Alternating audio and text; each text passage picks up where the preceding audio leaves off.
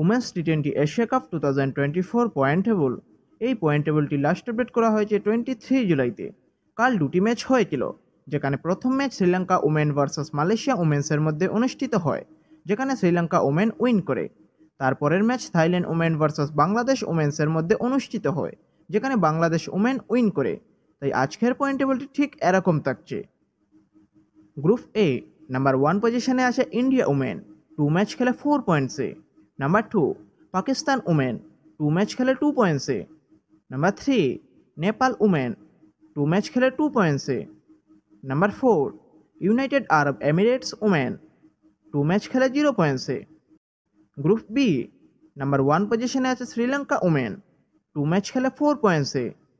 Number 2 Thailand women, 2 match খেলে 2 পয়েন্টসে।